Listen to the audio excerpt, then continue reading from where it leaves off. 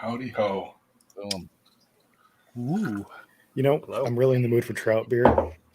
I tell you, man, one of the best beers I ever had tastes like fish. Yeah. It's let me say the most memorable beer I've ever had tasted like fish.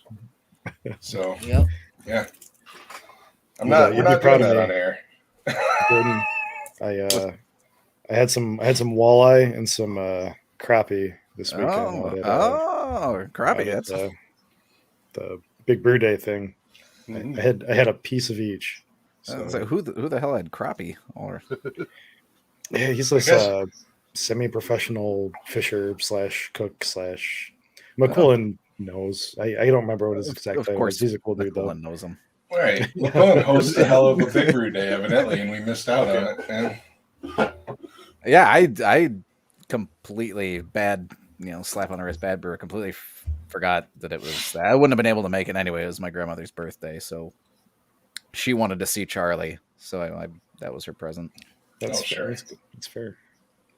Well, I was picking my kid up from college, so I'm bringing her home. So my wife wouldn't have let me anyway. But you guys using kids as excuses. Breeders.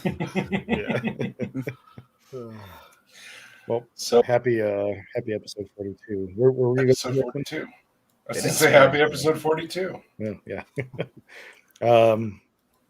Yeah, I don't know if we really have like an intro for what the show is going to be. We decided that it's been warm a couple days this week, and we've been drinking light beers, and we decided let's talk about nice, yummy summer beers. And I don't know if it was so much that we wanted to talk about them as drink them online, live. Yeah, get drunk. But that was my motivation.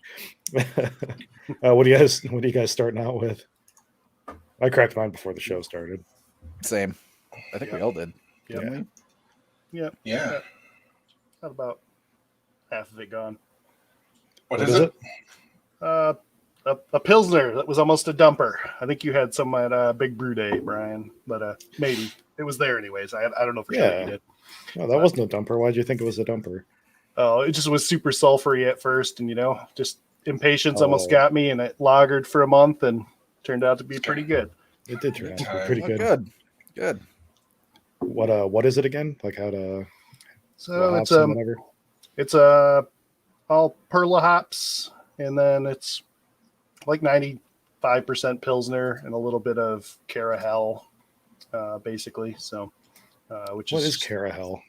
It's similar to like Cara foam and stuff, but it's a little bit darker. I think it's like around 10 Lovabond, somewhere in there. Yeah.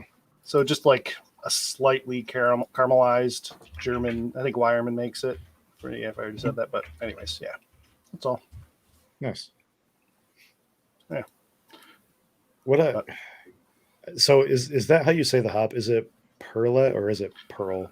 I've always said Perla. I know there's an E at the end, right? Because of the E at the end, but I used to always say Pearl, so I can't swear to it. I just like the sound of Perla. I have no idea either. Yeah. Porsche versus Porsche. Yeah. Pearl versus Perla. Yeah, more than anything, Yeah. What do you got, Jordan? Right on. A Heffy. As we were discussing before, it's a beer. Yeah.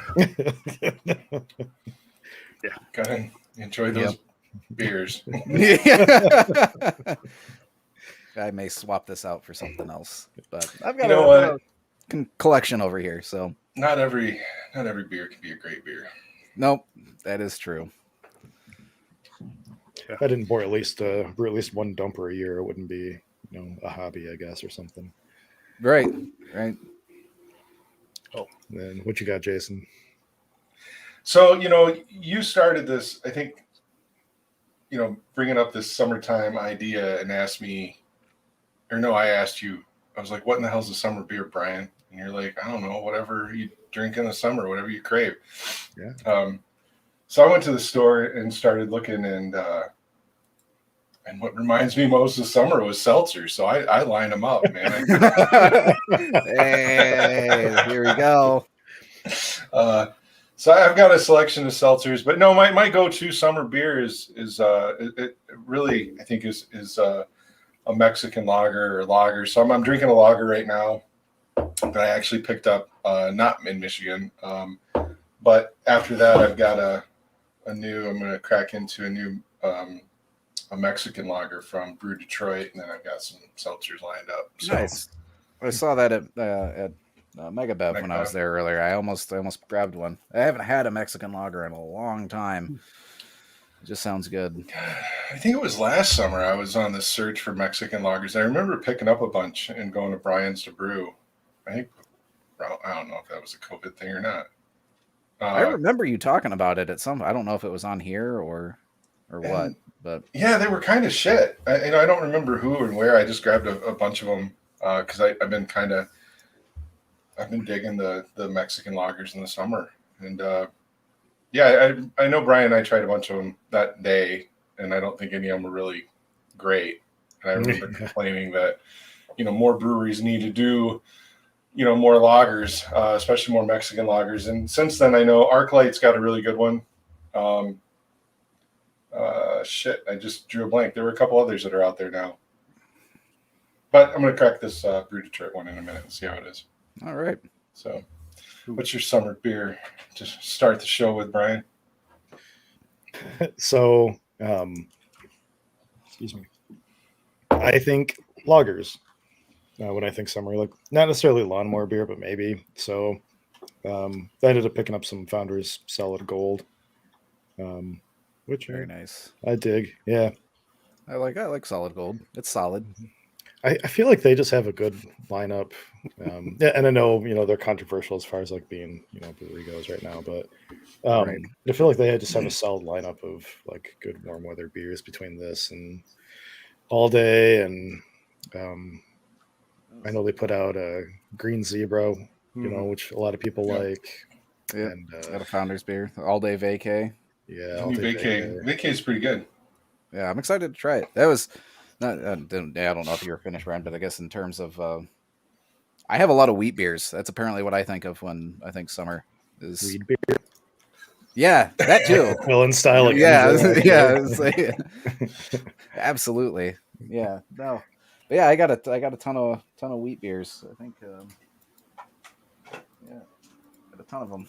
I think that's almost all I got because Really? I got a Kolsch. Whitson. So I got a series of things. I don't. I threw that question out there on the website or on the Facebook page. I asked people what their go-to summer beers were, and I really expected to see everybody come back with Oberon and Whitson and things like that. And that's, I think, traditionally around here in Michigan, and maybe it's our area because of Oberon Day. Like that gets the most kind of coverage as far as a summer beer, being those wheat beers, slice of orange. But I always chuckle on them. I mean, because wheat beers are, you take the same beer and slap a different colored label on it in the winter, and now you got a winter warmer, or not a warmer, but a wit, and a winter wit or whatever. It's like they're the same damn beer, But around here, Oberon is king in the summer. That's for sure. I did get one of those. I have this thing about Oberon. So I was gonna get, Does it taste different every year? No. Oh God. We'll bring John Mallet back on again next year. No. It tastes different out of the can than it does out of the bottle for me. On draft and out of a bottle, I don't get this like weird like aftertaste that I get out of cans, and I get it out of the 12 ounce and the 16.9 ounce cans, or 19 ounce maybe even. And I get it on some of their other beers too, but just out of cans. Like no. And I've got it like off of some of their beers on draft too. So I don't know what it is. It's like this one weird flavor. And it only I taste. I can't get anybody else to taste it. And I get it when I burp. And I don't know how else to describe it. This is Brian's superpower. Yeah. He's strong in the retronasal, right? Yeah. but only for like Metal. yeasty bells off flavors, yeah. Okay. No, it's funny. as a home brewer, and since we've got Brandon joining us tonight to hang out, just because it's been a while and stuff. Do you guys have I know we talk about drinking them, right? We've got our lagers and our wheats, but like, what is the beer that you're like, it's summer, I got to brew this beer? Yeah. I mean, I guess I haven't been brewing long enough to have like some set beer that I brew every summer to where I can claim that. But like, I think I was thinking about that earlier, actually, like what recipes I think of that I've made maybe a couple times and would make again or wanted to make. I know a popular one for like over a decade, almost probably coming up at not 2 decades, but over a decade. I know like one of the first things I brewed, like when I was looking for, other people's recipes to try was Centennial Blonde by Beer Muncher on the Homebrew Talk forums. Like I brewed that one.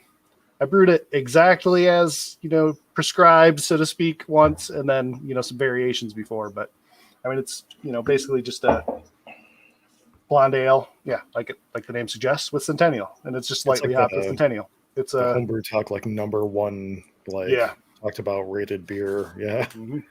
Like that's one that comes to mind. I know there's also like he has a ton of recipes if you go on there, and like a lot of them are over a decade old, but people still like you can go find those posts and people are still posting on them within the last month or two, whenever you look about, hey, I brewed this again, it's great. So I think those are just like some good go-to beers. When I was just looking to like look that beer up again, I know there's cream of 3 crops, which is a cream ale, which is another one that's pretty popular. But like Centennial Blonde is like the #1 that I think of for like homebrewers recipes that have probably been passed around for a long time. That predates me by a long way. Yeah. I've never brewed that beer for as popular as it is. Like, and I don't think Jason or Jordan, you have either by the looks, right? Yeah, but I've heard of it at least. Maybe I'll have to do that this year. Kevin says hot pepper beers. It's funny because Kevin. But I was also thinking the last couple of years I've made a mango habanero Hydra mouse, like a session mead, and that is really crushable because it's like light and clean and really highly carbonated. Because me, and, it's really good. I'm really bad with beer about brewing the same recipe over and over again. I very rarely like brew the same thing. But see, that's I was slow on the uptake on that one. I'm the opposite, and that's I think my problem is I got into I'll call it like a rut where I had the same 5 beers that did well in competitions, and so I found myself brewing and rebrewing and rebrewing and rebrewing and rebrewing, and it's rare that I get to try a new recipe. And then until this year, or I'd say in the last 12 months, I've actually said, you know what, I'm not brewing another goddamn batch of coffee stout or whatever. But that, honestly, that would be my thing. I was going to joke and say, the beer that I think about most when summer comes, the beer that I got to brew the most is coffee stout, because I got to get it ready for winter. That's fair. Yeah. I got to start working on my stouts in the summer, because realistically, you should have been brewing your lagers and your summertime beers back in, December and January. So, yep, I agree with that. But no, I brew the same.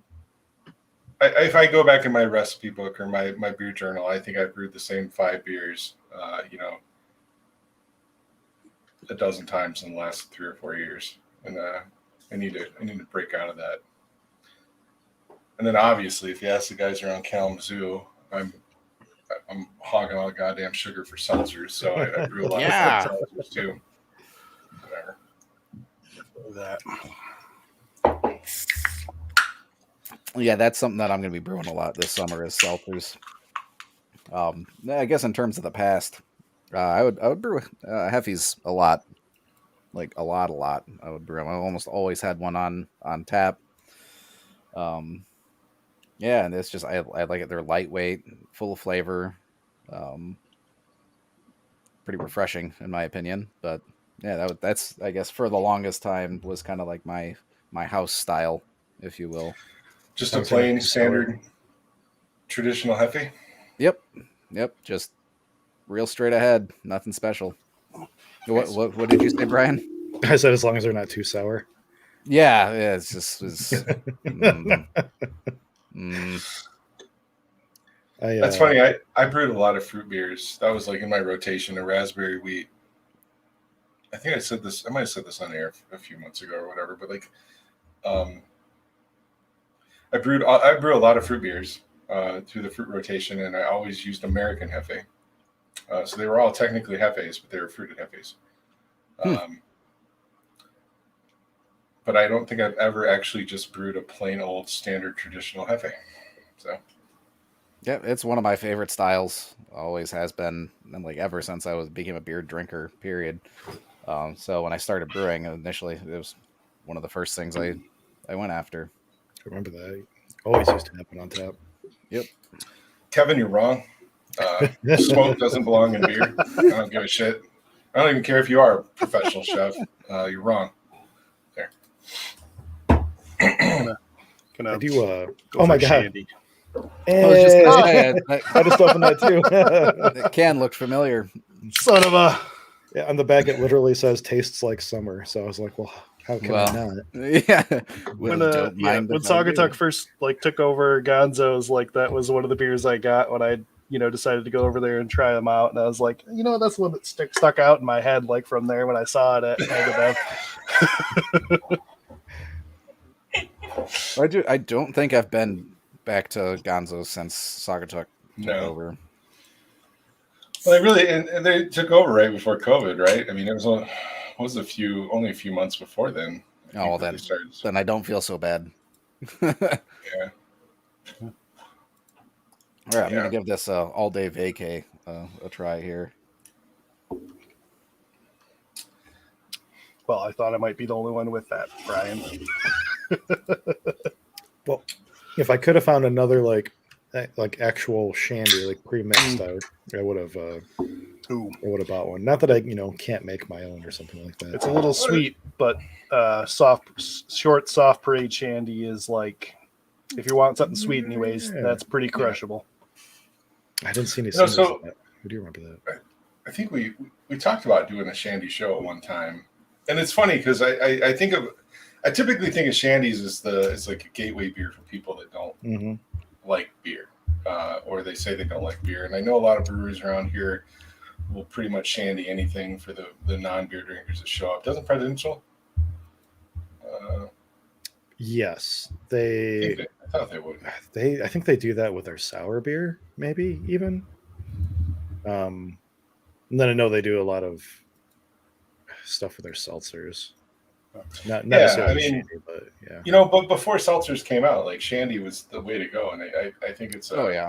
Boatyard, when they were around, was like they were like the king of like flavors and beers and shandies and stuff like that. Yeah, Boatyard started doing they actually started putting syrups on their bar that you could just add a shot of one of a dozen syrups to your beer. That's kind of cool. I mean, it's cool. I know a lot of beer drinkers now that are like, I started with a Shandy and it got me used to it. And, so typically for the people that don't know it, I know everybody that watches the show knows what the hell a Shandy is, but who knows? Somebody in post might not. But it's typically when you take a pale ale or but you can do it with any beer. I mean, any beer mixed with pretty much any juice or soda is a Shandy. Lemonade is super common. Lemonade and like a wheat beer or something. Yep. Diesels. Kevin Penn mentioned that. Yep. Diesels is mixing, beer and Coke. I've never heard of that before. I've never heard of that. That sounds weird. Coca-Cola? Good distinction. Yeah. Yes. Yep. But it's a good way to kind of, mellow it out, especially for the people that think beer is too bitter or they're just put off by the thought of beer. You go to a brewery and, maybe I run into this with Amy, although we never Shandy beers with her, but, we go to a brewery and there's nothing but IPAs on the menu. And it's like, there's nothing on there that she's going to want to drink. And unless they have mixed drinks, then she usually winds up with a Coke, but, Shandy's an option. Shandy's, Rattlers, like Kevin mentioned. There's a great grapefruit rattler out that you can get in a can from Germany. Stiegel. Stiegel. Yeah, that one's Oh my good. God. My wife loves that too when she does occasionally drink. Right. Super delicious. It's great. What's a rattler? So it's funny that you mentioned that because I was kind of like looking like if there's I don't know if this is the official definition, but a rattler is any citrus juice besides lemonade, supposedly, and then a shandy is lemonade. Right. Supposedly, but like rattler, I think is more of the German term for it, and then shandy. You're right. Yeah. But whether that's correct, interesting. I don't know. But I saw that and was thinking of that. I think in America we just fucking hybridize everything. Do what we want. Do what we want with it. So Haven't seen half pills, half Sprite. Yeah. So yeah, to look up the actual definition of rattler on from American Craft Beers is it's a half fruit soda concoction.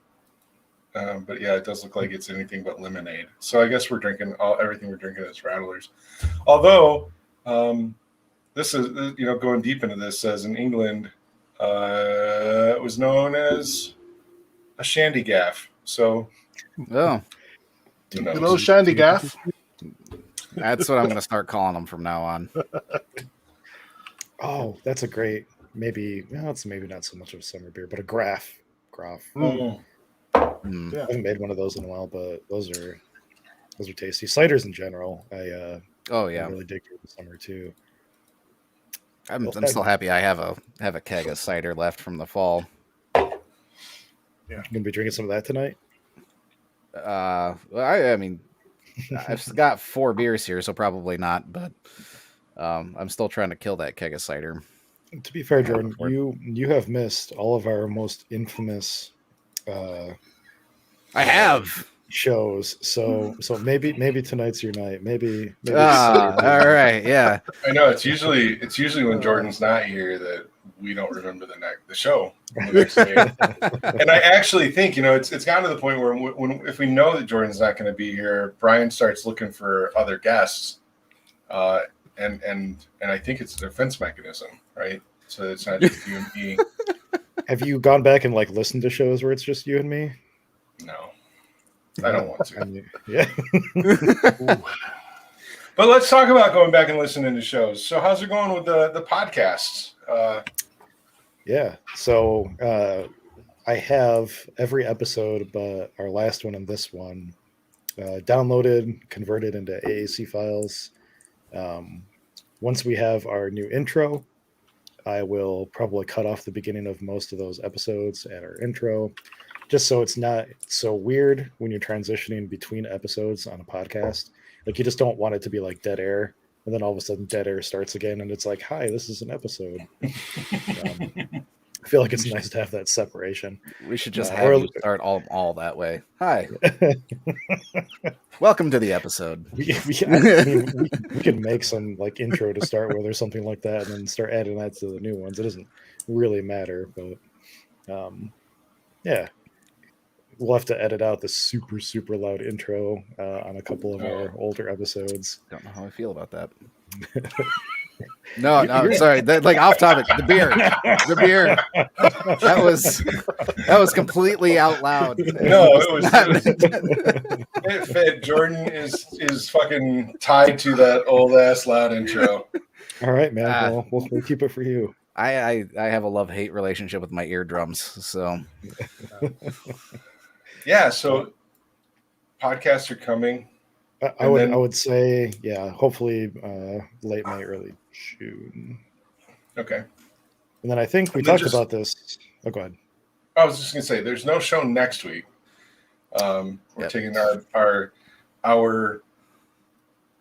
we try to skip a week a month, and I know we skipped the last week of April, and now we're skipping the second week. Maybe just go with it. But anyway, we're gonna be off next week, but we'll be back the following week, the 17th. Will be our 1-year anniversary show, episode 43. And we're going to try doing that in person, right?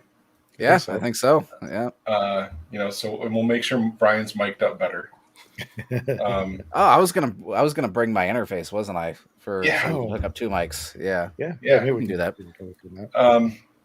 But that episode will, and I'm going to commit to doing it because I've got 2 weeks to figure it out. That episode will also be the first episode that we stream on Twitch. Yeah. So we'll be streaming in 3 places. We're going to be going on Facebook, YouTube, and Twitch. And the benefit of Twitch is if you're listening live and you don't want to look at our beautiful faces, Brian says on mobile, Brian says that you can switch out to another app or do something else and still listen to us. I'll try to get some more cleavage going to fit in with some of the Twitch Yeah. crowd. That's You can technically do it on YouTube, but you have to have YouTube Premium, and I don't know Ain't nobody got time for that has YouTube Premium. So yeah, Right.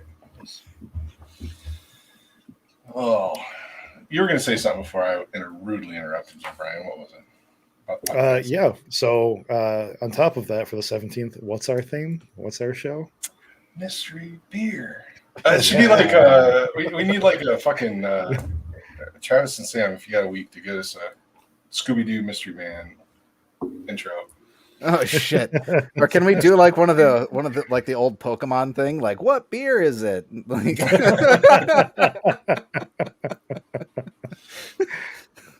The OnlyFans. yeah. I mean, Fat Jordan guy does have the drinking beer on cleavage, so OnlyFans. Oh, that's right. We'll just have like Jordan with his super deep V-neck. Maybe some beer. I'll beer get one. Yeah. Some beer foam in the beard. There we Put that are. up on OnlyFans for you. Just stare at the camera. So foamy. So mystery beers, though, we've all, each of us have these random fucking beers in our cellars, in our closets, in our fridges, wherever the hell they may be, where we have no idea what the fuck is in them. Unfortunately for me, I know a bunch of them are from homebrewers that gave them to me at the time, but they weren't marked, and I'm horrible about remembering what the fuck they told me. Some of them might be mine. I don't know. But they're beers, we have no idea what the hell they are. We're going to get together. Brandon, I feel like you're here. We should invite you because it's kind of rude not to at this point. So if you want to come on over to the bar, if you want to join us for the anniversary show on the 17th, you can. It'll wouldn't say technically be no. less for us to drink per bottle. So I was gonna say Yeah. I might have. I cleared out my garage fridge of some things not too long ago, but I might have some random things that I brewed that I don't know what they are in there too to bring along. That's it. If I can find them. You got to bring a mystery beer if you want to come. if Do if that. anybody else has mystery beer they want to donate, we'll probably have enough anyway. But Some might be weird meads that I came up with when I first started. Hey, that's great. I think I have at least one of those too. So I mean, I'm not going to say that we're going to sit here and kill, dozens of beers. They're very well, and no offense to anybody, not that anybody's going to know which beer we're drinking, but it's quite a good possibility. A lot of these are just going to get dumped. We're going to taste them, try to figure it out. Yep. we're just gonna move mix on. them all up in a box and open them one at a Yeah. time, and we'll Yeah. get pulled as what. And we're going to try to guess what they are and see. Yeah. But that's the beauty of it is we won't know if we're right or not. So You can't be Well, wrong. what's that game, King's Cup or whatever, where you all have to dump a little bit into the cup in no. the center, and whoever loses has to drink it. Oh, gross. okay, we'll figure out how to work that in.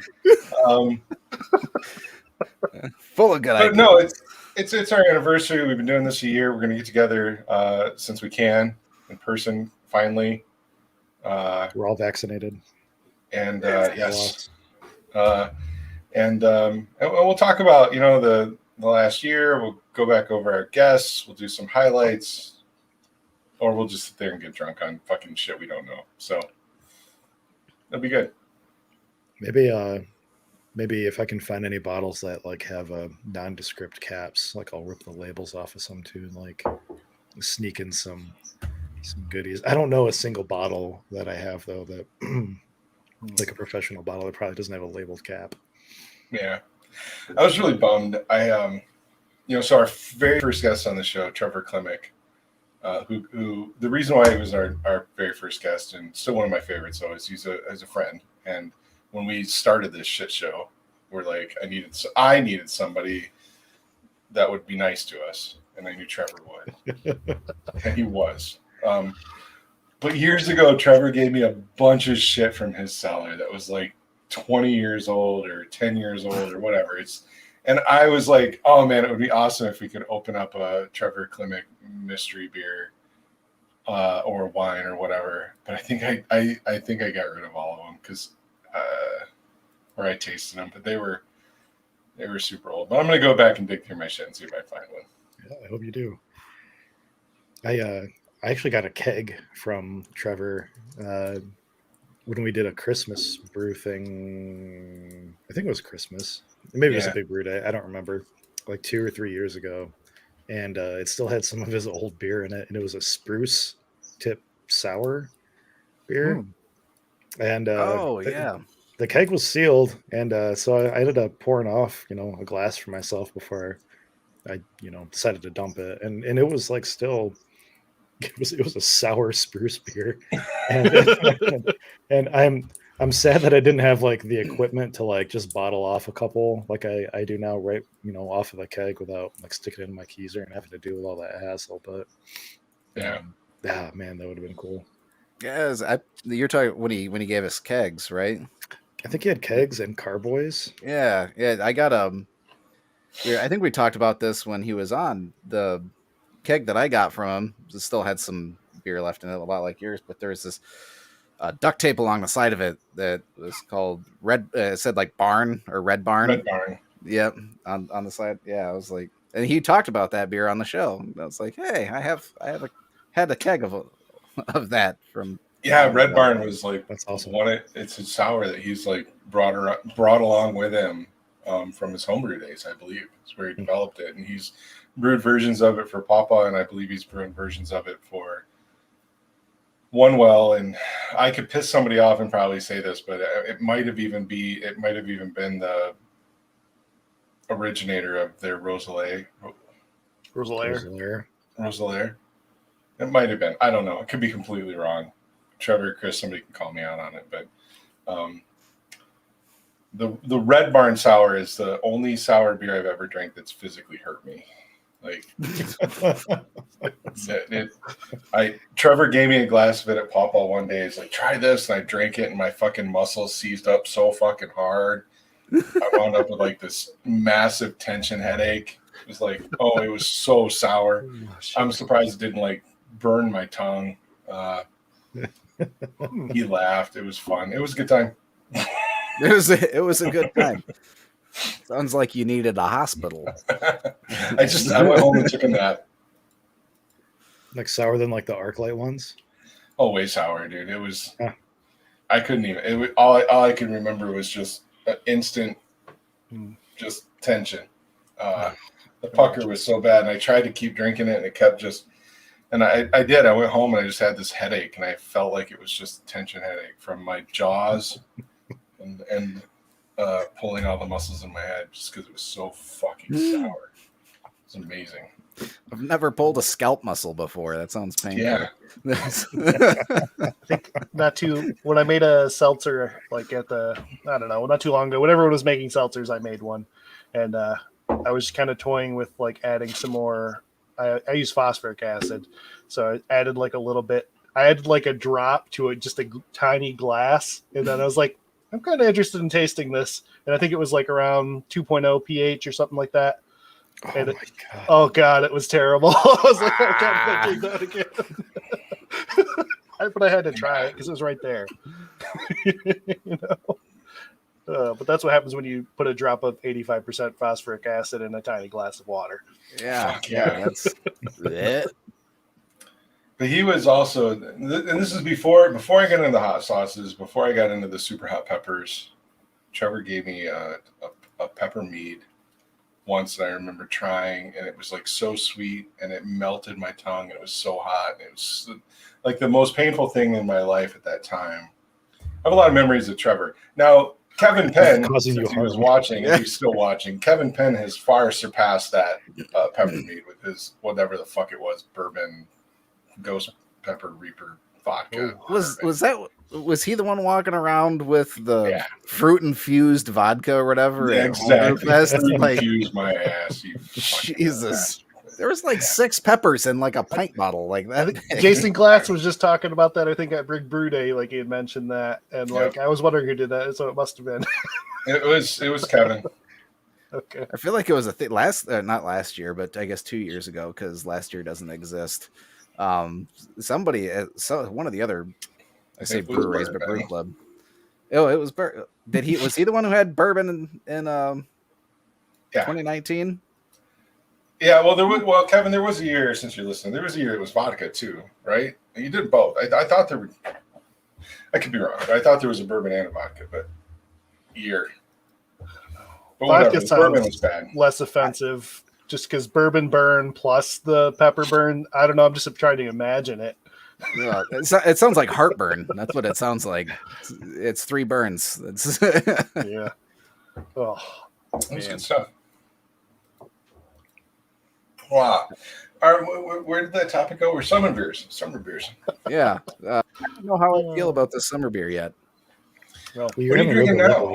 yeah, which one is that? It's the all day vacay. Oh, okay. Mm. Yeah, I mean, I like it, but I feel like maybe it just needs to be colder. I don't think it got cold enough in my fridge. We tried a little bit. Drew brought a couple cans of that, didn't he? I mean, it's not bad. Yeah. Like, it's got good flavor. I don't know. I might have to try a 15-pack of it. Yeah. Try again. Yep. I will say the Brew Detroit Mexican lager's tasty. It's fine. It's good. Yeah. I've liked all of their lagers that I've had. Yeah. I like the name more than anything, but have you had Yumtown by them? Yes. No. I had to get it because of the name. But I remember liking it. So anyways, yeah. Is there a specific yeast you have to use for like Mexican lagers, or is it just like what makes it a Mexican lager? Is it like corn? It's the corn. We've talked about this before. It's Usually like a darker American type beer, American Pilsner. the differentiation is typically American lagers have more rice adjunct. Mexican lagers have more corn. All right. Interesting. All right. And to jump back to the Shandy, since I'm trying to get back on topic, Jason Glad's actually called it out with some good knowledge, dropping the knowledge bomb. Shandies are originally British, and British lemonade is different from American lemonade, which is right, because everything British has to be called the same, but totally fucking different. Or maybe Americans do things, call it the same name, and do it differently. Whatever.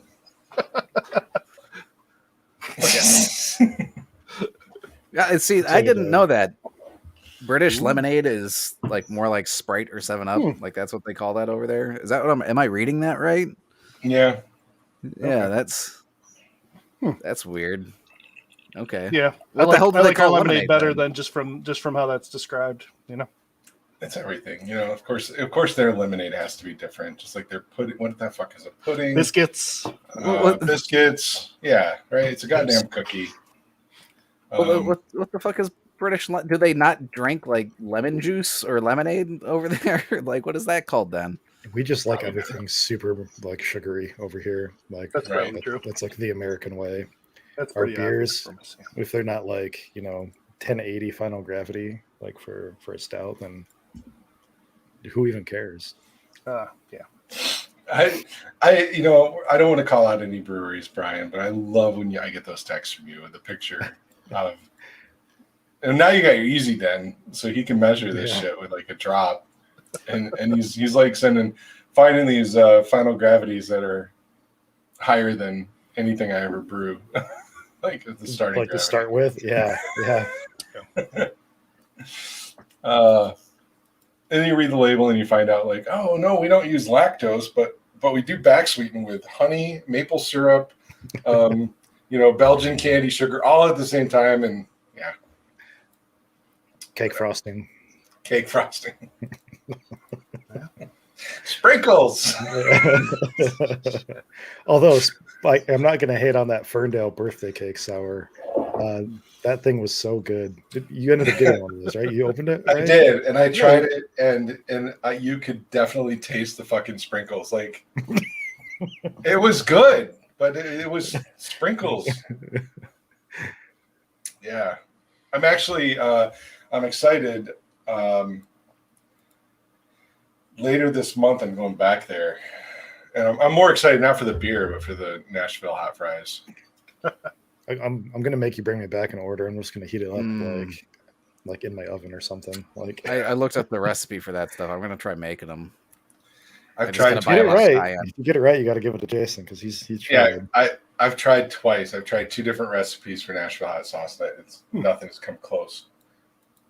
You know what? When I I was might actually have you bring some back. If they're a little stale, like that's fine. I just need to get some flavor, going. So for the whole story there is Brian and I were at Ferndale. It was like the last day before the final shutdown in November, right before Whitmer shut it down all again. And we were at Ferndale. We had these amazing hot fries that were better than the tacos that we were eating. Like all I wanted to eat was these fries. I came home. I tried to recreate them twice. Fucked it up. I was in Wisconsin last week, and Amy and I went to this like food truck place, and this food truck was advertising wings tossed in Nashville hot sauce. I'm like, I gotta get them, and weren't even close. They were just shit. So it's like I don't know what Ferndale's doing differently, but I've tried. I mean, Nashville hot sauce. It's honey, cayenne pepper, vinegar, and brown sugar, or whatever. Like it's the simplest recipe, and I can't. They've got something else they have to put in. That's why I wanted you to bring some back. I want to get my tongue on them. They've got something else in there. So it is all right. Awesome. Yeah. Brian, what did you open up? I missed that. I think I was talking over you. Big ass can all day. Yeah, old man beer. A big session. Can. Yeah. So that's a good segue for summer beers, right? Like all day. I mean, what is that? 19.2 ounce can and 4.2%? 7, 8. It's below 5. So that's another thing that kind of goes along with the summer beer recipe. Or we talk about these crushable like lawnmower beers, which actually is my favorite thing to. I love getting on my riding lawnmower in a hot day and getting drunk and mowing. I do. But it seems to be one of the indicators of a summer beer is something that is kind of low ABV that you can sit and drink all day on the deck. Yep. Or on the mower, or on the boat, or at the game, and just crush them. So all day is a great one. Right? It's below 5%. Next one. What's that? Shortcut passion fruit. A Berliner Weiss With passion fruit. Oh, that's good. That sounds good. Fuck. So I got Was that that from Chicago? Well, I got it from Horrocks when I was there last week. bought in Michigan. Okay. Bought in Michigan at least. Yeah, bought. Yeah. Which actually, I kind of was hoping it would be as good as my favorite Berliner Weiss locally is Distant Whistles Champagne Wishes, which is on tap right now. And it kind of what reminded me of that too was you were talking about adding flavors and stuff. And if you go to Distant Whistle, they have at least 3 flavors, I think. Raspberry, which is my favorite. And then there's, what is it? Something. There's 2 other flavors. One of them's something that I don't even know what it is. That's the only reason I haven't had it. It'll come to me. But there's a couple other flavors. But I love getting Champagne Wishes there and getting some raspberry flavoring in it. It's freaking amazing. But Woodward syrup, something like that. Woodruff. Yep. There we go. That's one of the other ones that I haven't had before. I always get raspberry because I'm a fruity guy like that. I think the other one, I'm gonna have to look this up. I think elderflower is another one that you see quite a bit in Germany. Woodruff, I think, is the traditional. Standard, yeah. It was actually great. Himbeer syrup was raspberry. Woodruff was the other one. Actually, that's for the traditionals. That's all they call out. Kevin Penn's Club, Livingston Social Brew Club. last Homebrew Fest, not last year, but last Homebrew Fest had a Berliner Weiss, and they had the syrups, and they were doing. You could try a syrup or a Berliner Weiss with a Woodruff or a raspberry. What do they call them though? In America, anyway, in the 40s and 50s, I think we called them schmoozes. Schmooze? What is schmooze? Not syrup. Yeah. I did. So I did years ago. We did the cereal beer competition in the club, and I brewed a Berliner Weiss with a box of Fruit Loops, and just to drive it home, just to accentuate the Fruit Loop, and to kind of tie into the tradition of a Berliner Weiss, I took another box of Fruit Loops and boiled them down, and I made a Fruit Loop syrup. So if you were there at the event and you got to taste the beer, you could taste it with just a standard Berliner Weiss, or you could taste it with Fruit Loop syrup. The syrup was excellent. Like it was. I crazy remember good. it. Yeah. It tasted like Fruit Loops. It did, which actually just tastes like lemon. But yeah, really, yeah. All right, I finished my Mexican lager. All I have left on the desk is seltzers. Here we go. Fun, Jason. So and I already spilled the Mexican lager all over myself. So we're gonna go with. Go ahead. What's that, Jordan? No, I was gonna say I am on beer number 3. This is drink 3. Okay, perfect. So this is a hard seltzer made with vodka. Oh, no, so it's a mixed drink then. But it is technically a hard seltzer. It's made by Wiseman Distillery in Grand Rapids, which hopefully someday we can have them on, because God damn it, that would be cool. But it is a vodka watermelon juice seltzer. And I'm curious how that works out. Like, how do they? Full of what good nights are made out of. There's been lots of. I've noticed there's like those copper craft mixed drinks now too. I see at Megabev all the time. I haven't got any, but they'll have like the gin and tonics and. I get those all the time. They're wonderful. They look wonderful. It's yeah, pretty. It's pink. So speaking of seltzers, when I was at Megabev, I don't know if it was last show that we made a joke, or I made a joke to somebody about having a bourbon barrel aged seltzer. And there's fucking one at Megabev. I should have bought it. Yeah, like no shit. Yeah, they have bourbon barrel and rum barrel aged seltzers. I'm like, that didn't take long. I did not see those. Sounds interesting. Yeah, I should have bought them. My 6-pack was already full, but well, that's good. I don't see those being bought out. So next time, I don't know if there's like. I don't know if seltzer drinkers are going for that bourbon barrel aged flavor. Right. Generally speaking, you'd have to catch somebody and be like, the hell is that? Yeah. That's really good. This has the vodka-y flavor. I mean, so you can definitely tell there's a spirit in there. It's not just the kind of traditional seltzers have like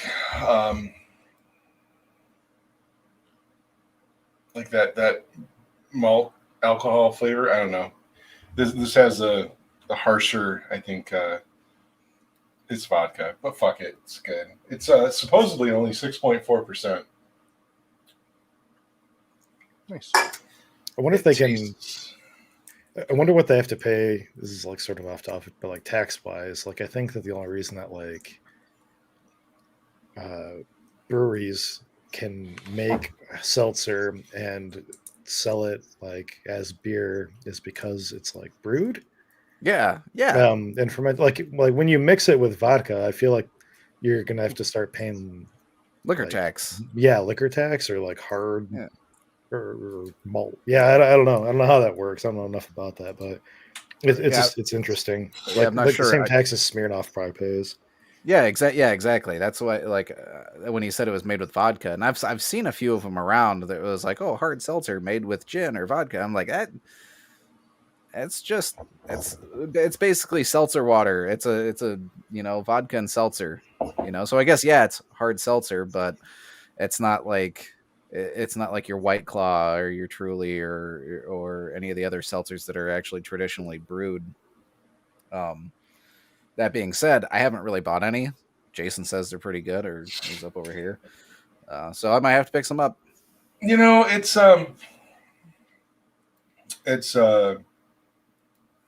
good. It needs more carbonation. I think like a traditional seltzer is got more carbonation. This is more.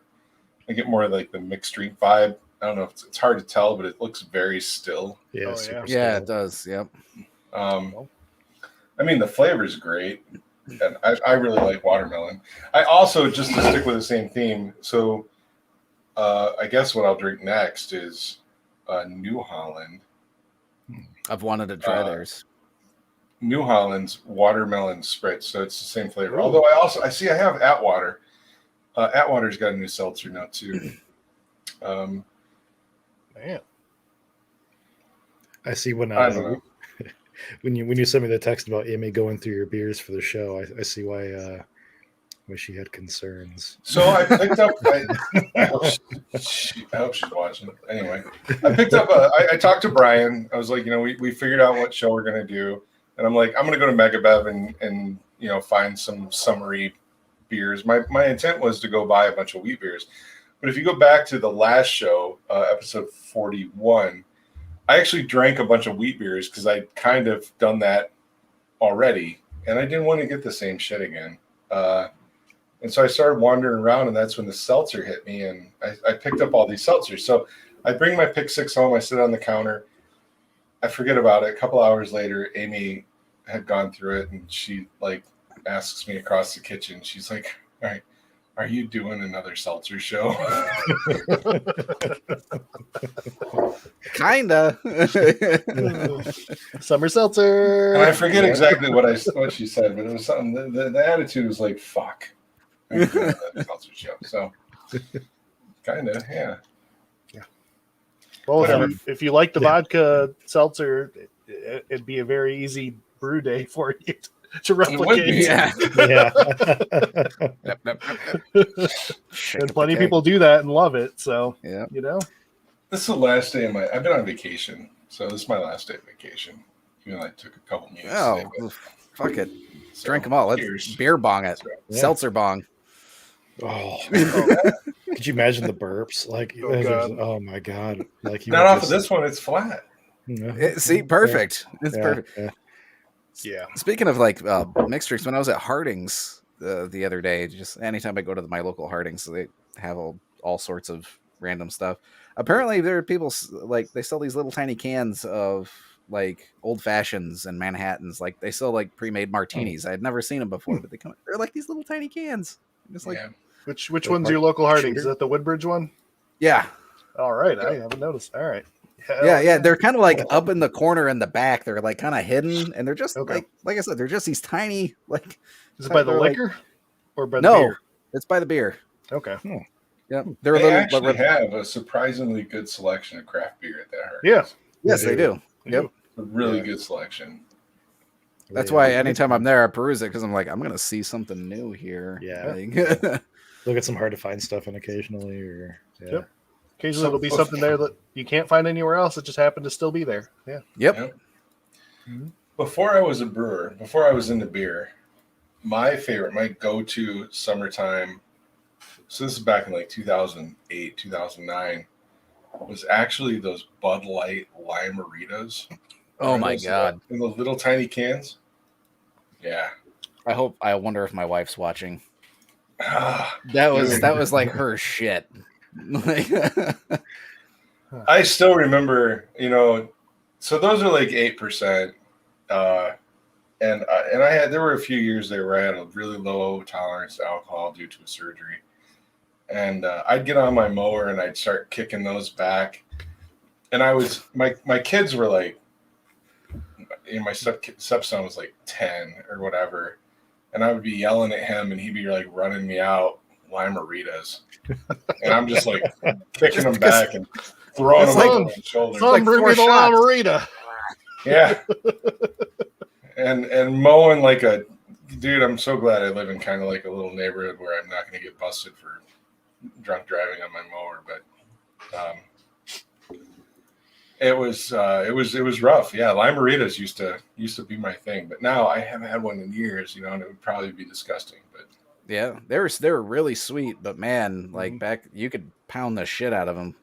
what were Coming like what, a 12 or 15 pack? Well, I think I don't know. I think I bought them in I felt like I bought them in like 50 packs.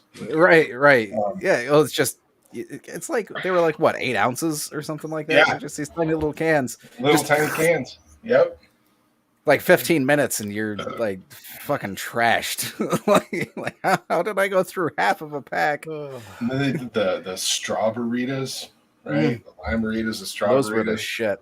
The Strawberritas. Those got me in trouble a few times for sure. Oh my god! I googled them because I've seen them, but I never had them, and that looks like Budweiser owns the website theritas.com. Of course they do. If you've never had one, Brandon, you've got to try them. They're little bombs. So they're gut bombs, but man. Yeah, that's a good way to put it. You know what's sort of even more popular these days are those, and I think Tim Wicklund maybe mentioned it on a comment in our post, but Natter Days. Yeah. You guys had a Natter Day? Oh, yeah, I know plenty of people like not. those, but I've never had them either. Those things are good, man. Yeah. Yeah, the flavored seltzers, like the macros came out hard with those. Natter Days, even the Bud Light Natter Day seltzers. was a Shandy. Is it? Oh, you might be right. I'm probably confusing it. Oh, looks like the Ritas might be a different brand. I googled it and it came up with that website, but I think that's like a different brand. It's Ritas, unless they renamed it. But to shout out to Tim Wicklund with his, and I think we've all agreed, like the macro beer of choice for keepers of craft is Hams. It's a beautiful hat. It is. Tim found these, and a few of us ordered some, and hoping that Beer Fest will come up and we can all walk around and look like idiot truckers. Hams is still my beer of choice, though, for everything. I mean, goddamn. Too bad it's made in Minnesota. We'd have them on Michigan Beer Brews. We were talking about trying to find like Schlitz or something like that, but Well, my dream was for episode 40, I really wanted all of us to have 40 ounces. Like that was my dream, but I had to be a Michigan 40, and the only Michigan 40 that exists is Schlitz. But I went searching the day before the show, and I went to like 4 or 5 different liquor stores, and nobody around here sells 40s anymore. Because they've all switched to like aluminum, so you can get the big boys. What are they, like the 32 or I don't even know what they are. 30-ounce cans. Oh, okay. Yeah, I mean you get the big cans, but you can't get I didn't see a single 40-ounce bottle. I mean, honestly, it's probably better for, except for shortages, it's probably better for the, transporting. Don't you worry about breaking stuff as much. Yeah. Packaging, once you switch over, anyways. Yeah. I just Makes fucking sense. McQuillan calling out Steel Reserve. I don't know if you guys drank that God. shit when you were younger. absolutely. I bought that shit by the fucking pallet. Like I had a Christmas tree made out of Steel Reserve cans in my house in my apartment once. My God. Like, yeah, it was bad. Oh. Like Nope. I'm surprised I'm still alive. I think I've I tried had it once or twice. once ever. Yeah. I Yeah, think no, so. shit's bad. Maybe once. It's like 8.5% or something shit, isn't it? That's why I was buying it. It was like $2 for like a 30-ounce can. Like I had hell yeah. I feel sorry for your bathroom. Yeah, I do too. I lived with Jordan for a while, and thankfully, I think he grew out of that phase by that point. This was my pre Brian phase. I don't think I knew you at that point. This was before I worked at Geek Squad. Okay. That was bad. It was really bad. Oh man. You all right there, Brian? Yeah, I had a mute. I was gonna cough. Some all day went down the Wrong wrong pipe. hole there. No, Man. when Jason gets back, I think there's one thing that we haven't talked about yet, and I'm glad that Jason Glatz brought this to Big Brew Day because I haven't thought about these in a long time because uh, they're hard to make on a homebrew scale, but it's near beer or non-alcoholic beer, right? Yeah, which I mean, Mm. how great is that for a summer drink, right? Like if you want to sit out and drink all day and you're alternating between even like an all day in a You call non-alcoholic that beer. water. Yeah, that's a good idea. That's a good point too. Yeah. But I mean, he brought some stuff from I think it was Athletic Brewing Company, and it tasted sort of like I mean he hit the nail on the head when he described it, sort of like a more maybe like watered down all day IPA.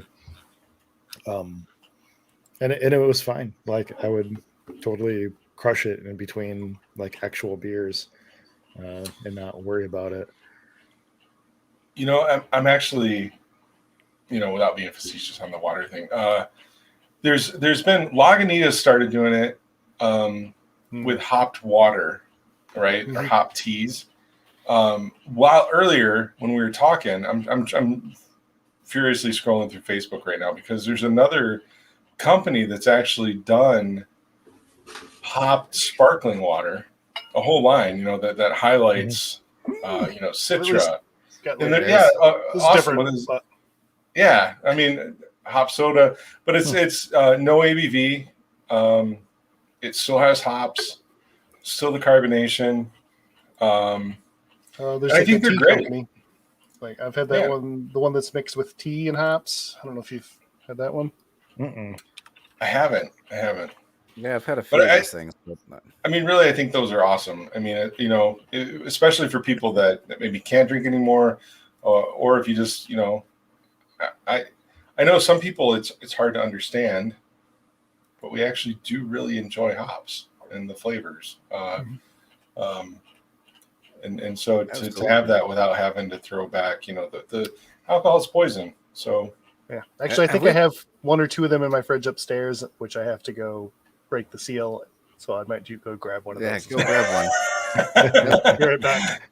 Do it. Tell us about it. Has anybody done a hopped hard seltzer in like homebrew style? So I haven't seen it with alcohol. That's the one I'm trying to find right now is that it's a hopped seltzer, but it's not hard. So there's no ABV. I got shit to make a hard seltzer, and I got plenty of hops. There's a try. So I don't know if you guys are part of the like homebrewing Slack channel, like homebrew chat or whatever. But there's a recipe for like hop water. See if I can find it real quick. That they share around, and I guess it's pretty good. Actually, I just stumbled on that hop water. Yeah, I mean, there's a lot of companies doing it now. There's actually a company called Hop Water. There's Lagunitas.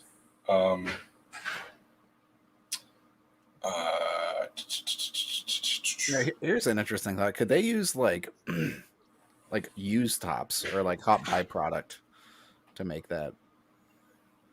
I don't know. Interesting thought.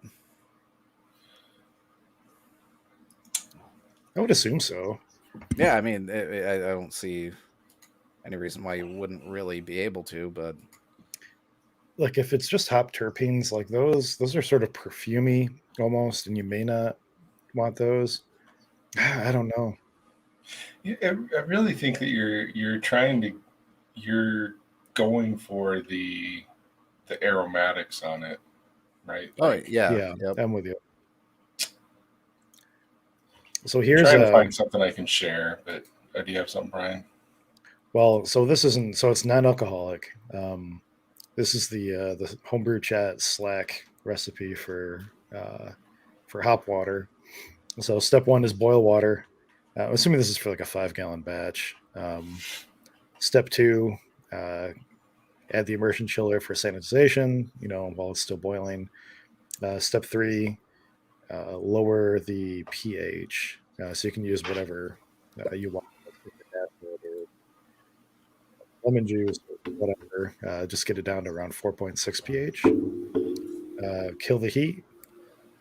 Add hops. They say 2 grams per gallon hot side, or 28 grams per gallon cold side. Maybe it's both. I've never made this before. I'm trying to read this recipe. I'm not sure how to interpret it. It says you can add them within 5 minutes left in the boil or after the boil with 15-minute whirlpool. And then crash down to at least 100 degrees. You can filter it more at this point if you have the equipment to do so. And then again, you're not pitching yeast or whatever, so it doesn't really matter that it's still warm. Add 50 psi of CO2 for 24 hours and then serve at 15 psi. So I would almost know, being a brewer, knowing what I'm going for, with bittering hops, aroma hops, I'd almost treat it like a no malt, boil. I mean, take your water, boil it, do your 60-minute addition for bittering, do it, 15 or a flame out addition for aroma, and then, crash that shit and carbonate it. Like, the issue is that I think that with regards to hops, when you boil hops without like malt in the wort, some weird things can happen because the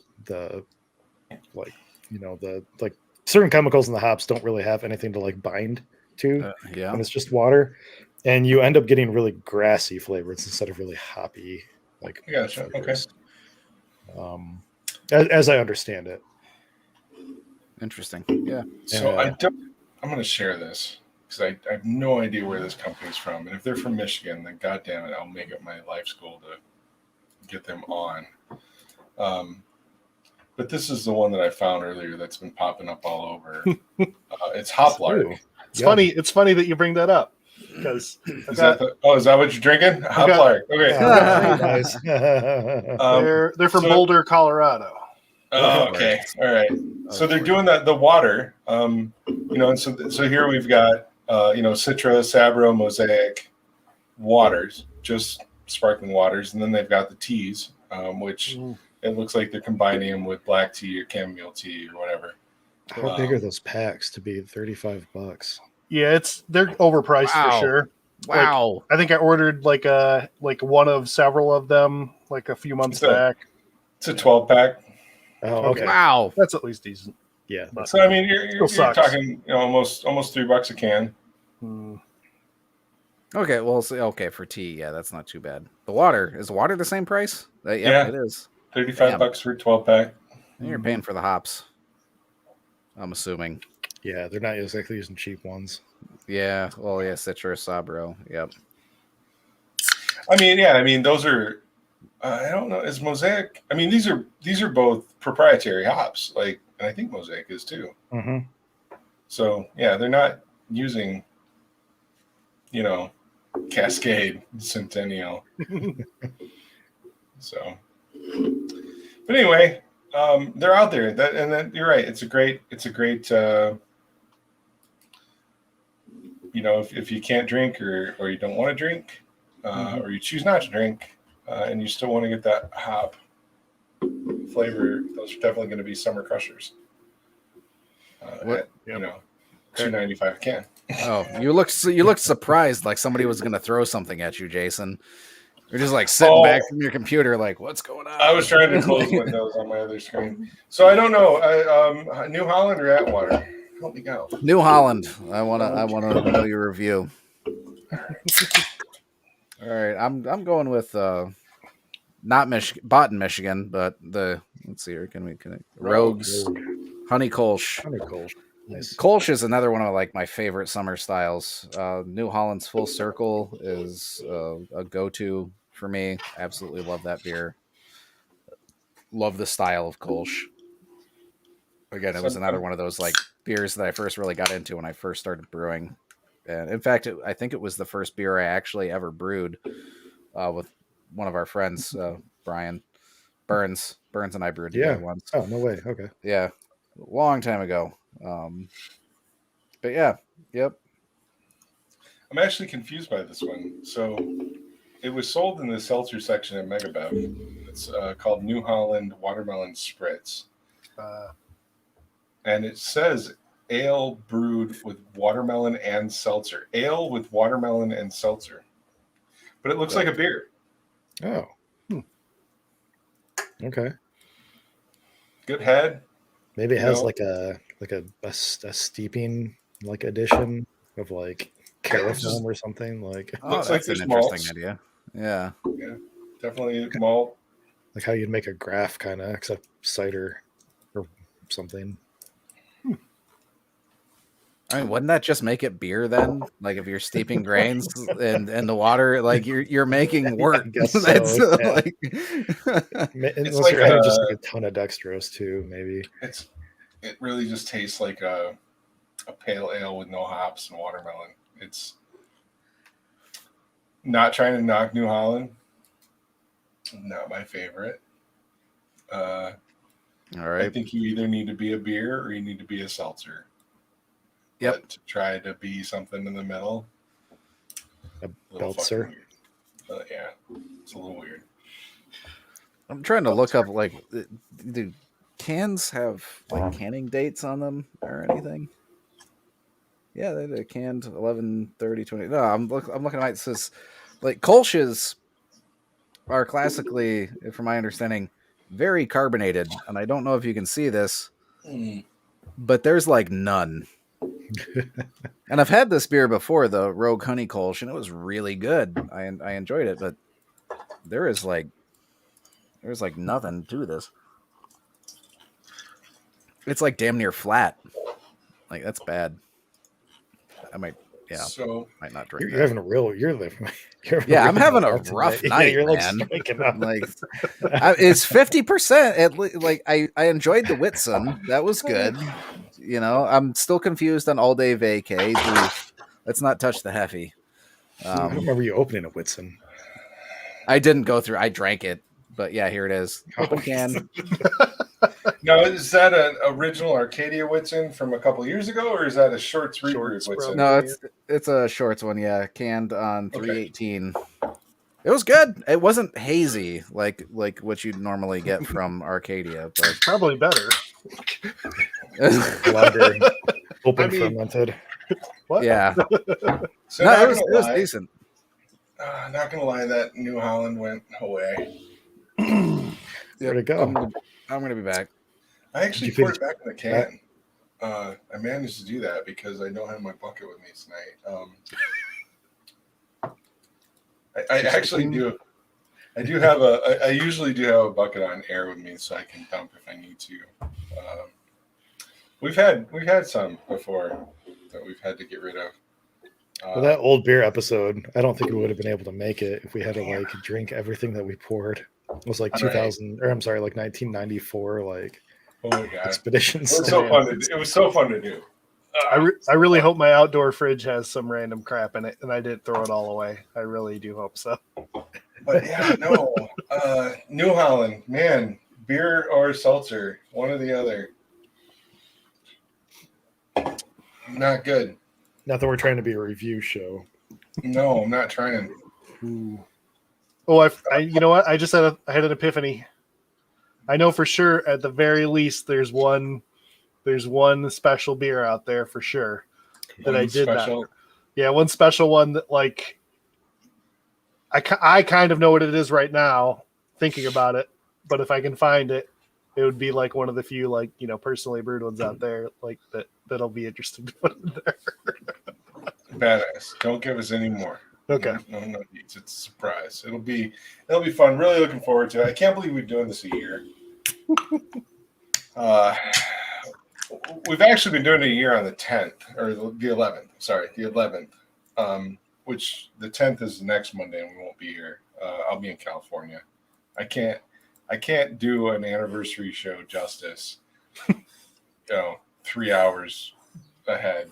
I'd be like trying to log in at 4:30 in the afternoon in California to It just wouldn't work. So anyway, on the 17th, we're going to get together and do the anniversary show, and I can't wait. Super excited. So opening up my seltzer since everybody else is kind of getting on it too. I got Oh, it's break next. water. Hey, there, all right. I got the lemon lime. So And then it looks like a lemonade. Oh, nice. Like it's very much intentionally like not clear. Well, yeah, no, I say intentional. I dig these. I've got a couple more of them, and we did these on the Seltzer show, right? We had I do breakwater. remember that. Yep, at least one. They're Upper Peninsula, this is Lake Superior water. It's a cool company. We should reach out and see if we can get them on. It's actually, what's the brewery? Ordoc. It's actually Ordoc is the parent brewery of Breakwater. Okay. So, which I think they're out of Marquette. I remember this being one of the ones we really liked. And I can see why. Yeah, I mean that's pretty good. Got no complaints about that. I'll have to 5%. try more seltzer. You should definitely try more seltzer. When you come by it, I have my sweet seltzer on tap. I don't think I'm gonna have time to actually get. I want to do so. I've got this 12% base in the basement, 12% seltzer base, and I want to smoothie it. I want to, just like mix Smooge it it. 50-50. Yeah, I want to smooge it Smooge. with some, fruit puree. I want to do it in a smaller keg, and I've only got the 2.5 gallon keg, and I've got a lambic in it right now, so I can't. Yes, I would absolutely fucking glitter this shit out of that, Matt. It's going to be a glitter smoothie seltzer. Ooh. That's right. So when we go to Homebrew Fest, we usually do a theme, and Much one better. year, or was it the last year, we tried to do like all of this stupid Trends at the time or whatever. trend beers, right? We had a glitter beer. We had a shit. I'm drawing a blank. These seltzers are kicking in. Meat beers? No, we had a brewed IPA. We did have a meat beer. Oh, brew. Yeah. We had a couple of seltzers and stuff like that. This year, I'm trying to think of like if we and I'll say this now, and then some other club will see it and fucking take it from us, but like some kind of macro, like. I mean, with the hams theme, like, if we can all do some fucking pseudo lagers and some good pilsners and How about macro with a twist? macro. I mean, twist can be anything. The twist can be glitter. Sprinkles. The twist can be 12%. Oh, it's 12 Smoke. fucking Smoke. No. Yeah, smoked pilsner. No. Yeah. Not on my lines. You get a picnic tab for your fucking smoke shit. So, speaking of twists, kind of a little off topic. Jason, with your strikeout and that New Holland thing, there was a beer I'd been drinking from New Holland recently called Light Point. It says on there brewed with coconut water and orange peel. So I'm like, I'm curious, like, did they actually use coconut water as like their water? Anyways, the beer is quite good in my opinion. So anybody like go out and try it. Like a 6-pack of it's I think like $8, so it's cheap. But yeah, I just wanted to bring that up because I brought that That would be Honeycolsh. interesting. Yeah. I've done a beer before with maple sap, not maple syrup, but basically water obtained from maple trees. I've done a beer before with nothing but water from watermelon. Yeah. Fruit.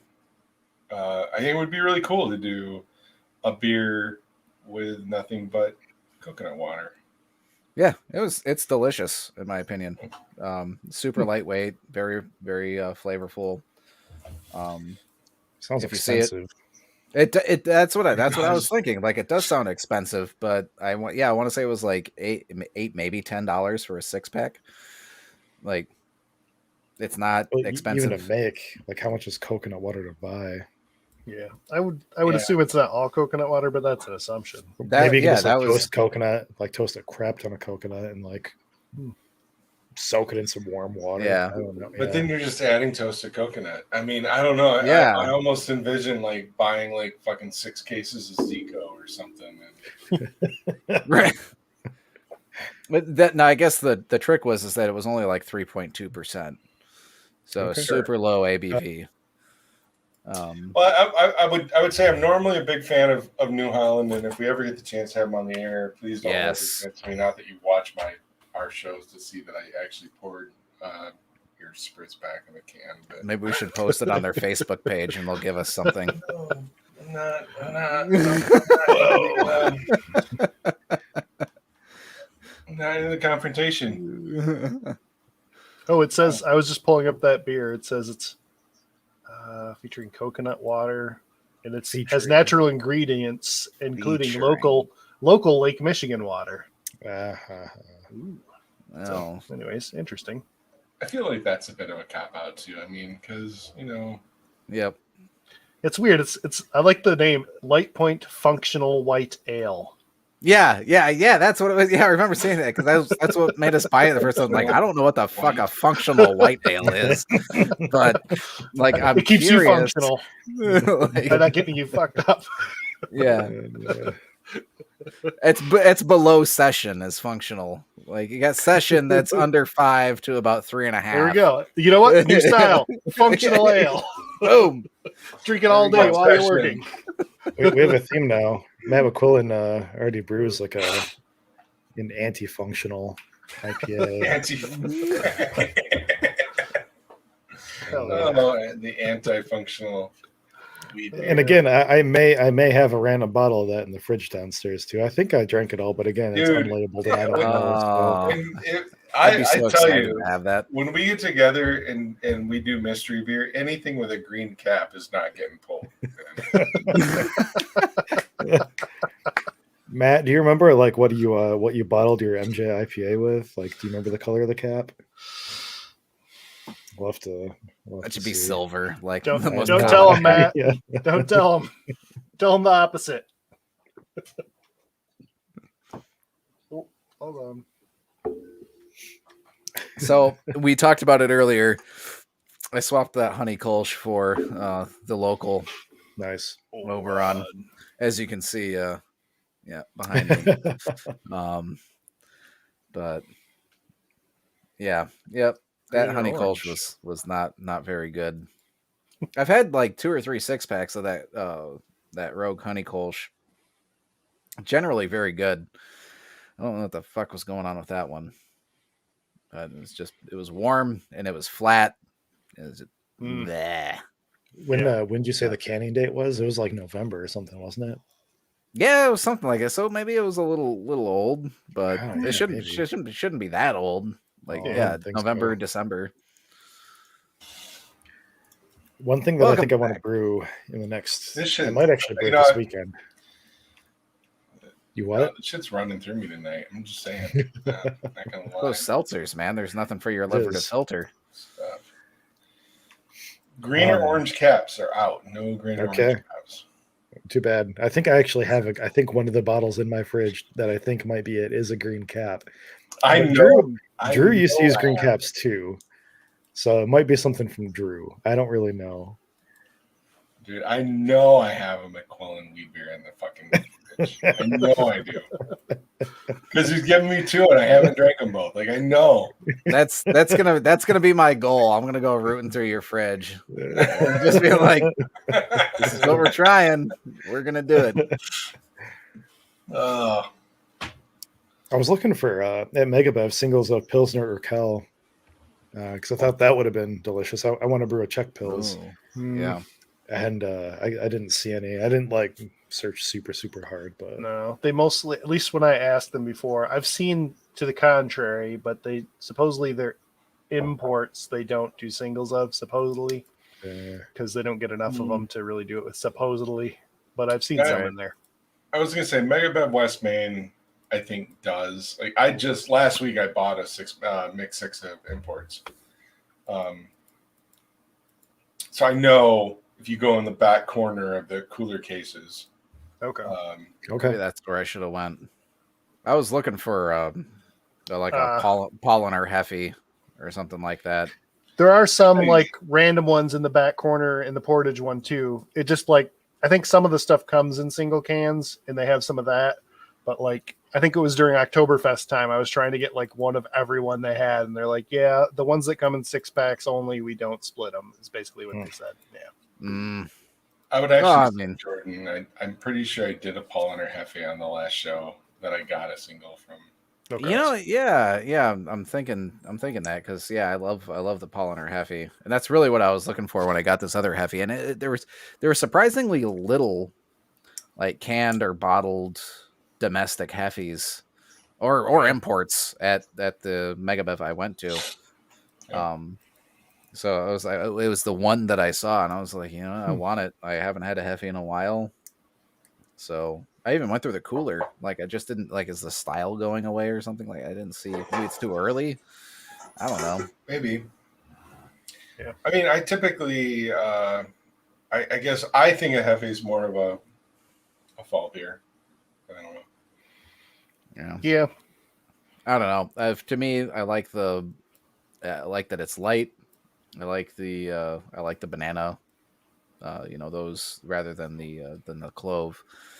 But I mean, I don't know. It's been one of my go-tos, and for some reason maybe it's because I brewed a lot in the summer and I brewed Hefes a lot when I first started, just kind of, associated the two. Yeah. But that could be.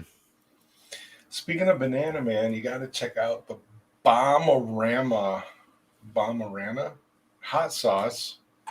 It's a hot sauce made in Ann Arbor by some U of M alums. Did they make it with banana? The whole sweetness base. It's like third ingredient, banana.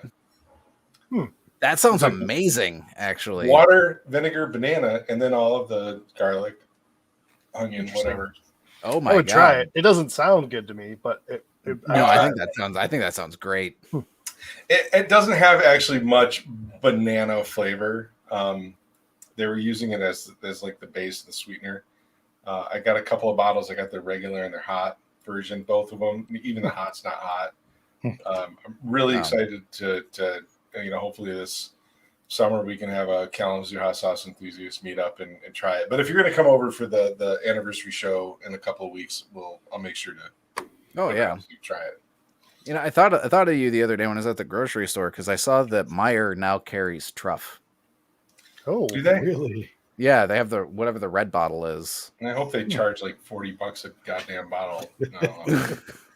I think it was 15, maybe 16. Oh, damn. Yeah. Still the most expensive. I think I paid I don't know like $80 for 3 bottles. I got the red, black, and white. Yeah. Stupid.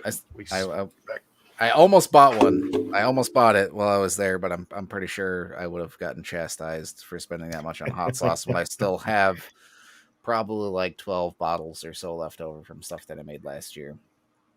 It's super good, but I don't know about being worth it. I don't think it's worth it. It is very tasty. It's a great flavor, not a lot of heat. It's a good hot sauce, but yeah. You know what? Fuck it. I'll bring some of my bottles of hot sauce over for the anniversary show.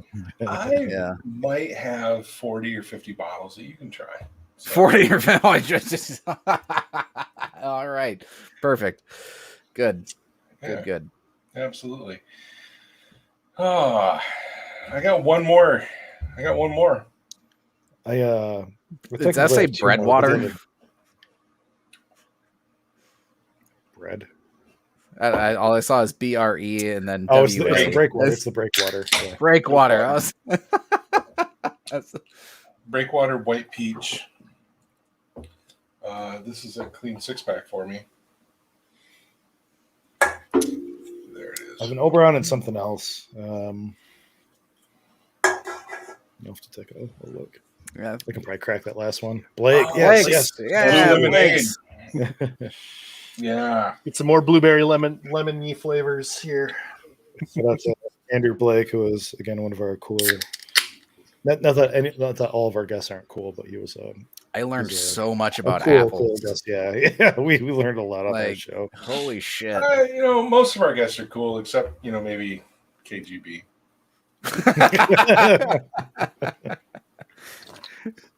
I hope they're still watching. I hope. It's good and tart. The longer we go, the less like viewers we tend to have. Like, and I don't care. I was gonna say we hit like 15 or 16 at one point Mhm. throughout the evening. I was like, hey, yeah. We pick up a lot more in post. That's for damn sure. In the after show. It is a Monday. It is. It's- We typically average 15 to 20 viewers per show, and then we get usually a couple hundred after that watch us. I really think the podcast will help. Yep, I think so Podcast too. I numbers agree. will bump it up. I think Twitch is going to do pretty good too. It Yeah, really might, honestly. I went to search for beer and homebrewing like streams, and I couldn't find anything. And it's probably because Twitch has weird terms of service. Like you can't do anything. You can drink on stream, but you can't do anything that's going to like harm yourself. Like you can't drink until you're blacking out. Like things like that. Well, you can't do that if that's your goal. If you accidentally do it, correct. yep.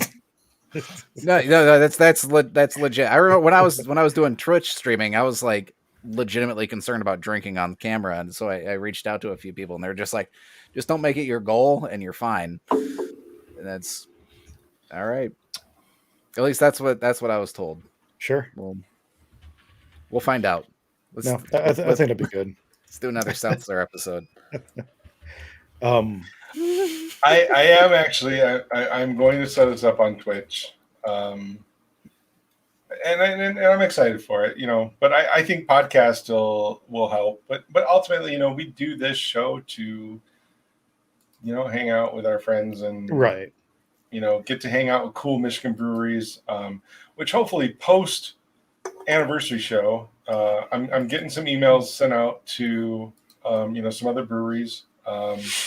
Definitely looking at I don't want to call anybody out because I don't have anybody confirmed, but I'm really hopeful that we can get some other local Michigan breweries on the air. And really that's what we're doing. We're fulfilling our dream to get to hang out with these cool ass people that make this great fucking product. And then We'll get a website set up here soon too. I know we were talking to last show. I think even Brandon was doing some searches to try to find like websites. I'm pretty sure Michigan Bre.ws is still available, so I'll have to check that out. It's Michigan, bruh.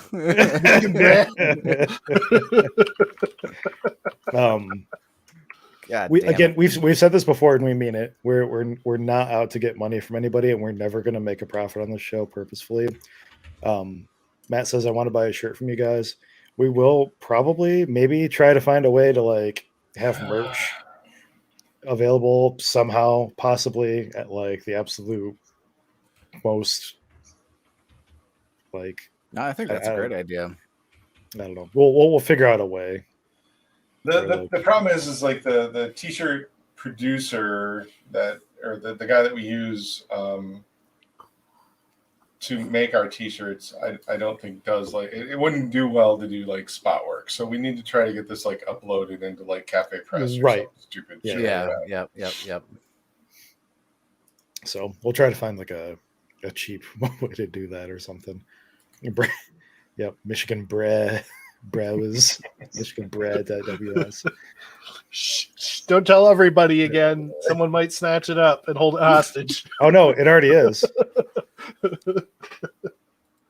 Yeah, there's a different placeholder wait, there now. I was gonna say somebody bought it. Global Domains International. I don't know. That doesn't sound familiar. I gotta make sure. I'll make sure I didn't buy it. It says it's available. It's just that, like, there wasn't a placeholder okay. before, and now there is. Yeah, that's odd.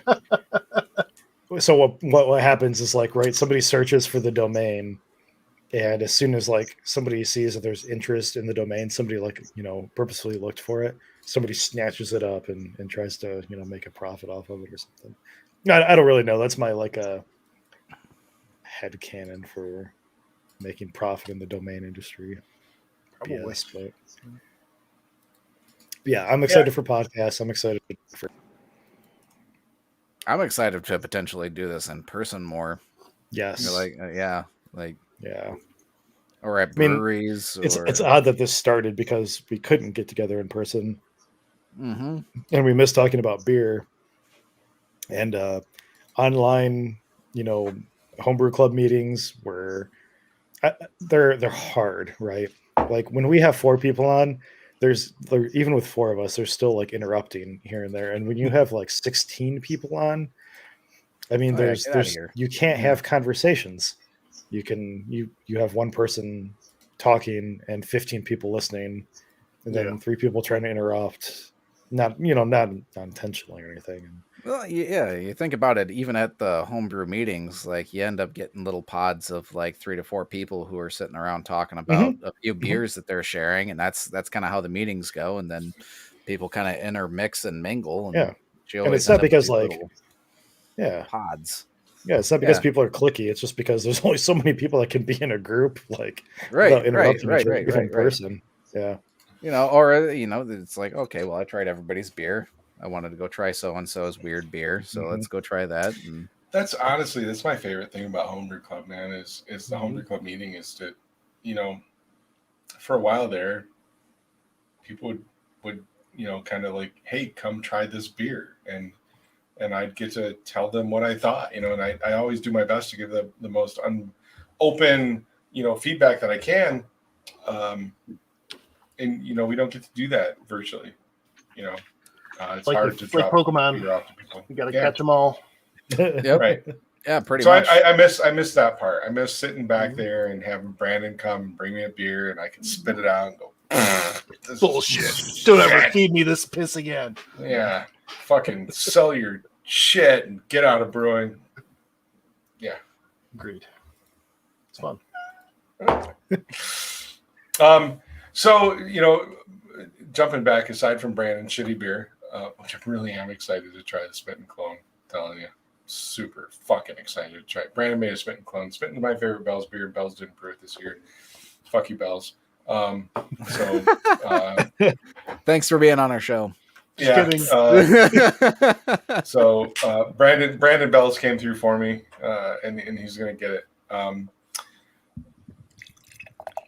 Off topic though, Twitch makes it really goddamn easy. So I've already created it. Twitch is up. The next show that we post will be posted on Facebook, YouTube, and Twitch. So did that while we were talking. Does StreamYard allow us to stream directly to that now? Yep, it does. It does. Whoa. It does. It linked automatically to our Twitch channel. Awesome. All right, cool. Which right now our bio says we're 3 drunk assholes. That no. That won't get us suspended right away.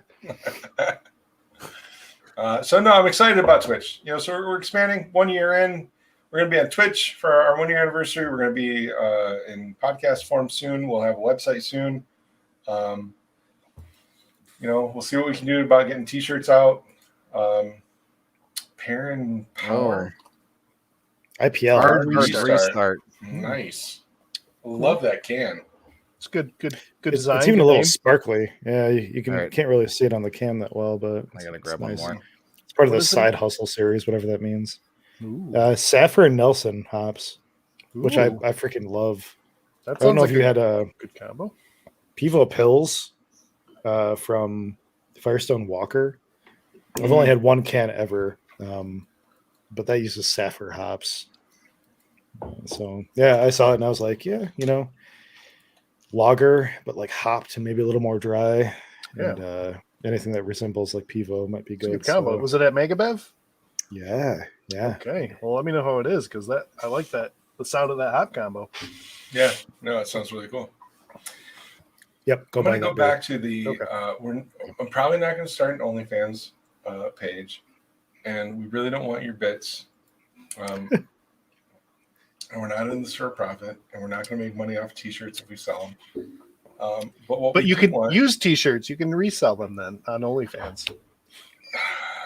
What I was going to say is what we do want is for you to tell your fellow homebrewers and people in the brewing community about us.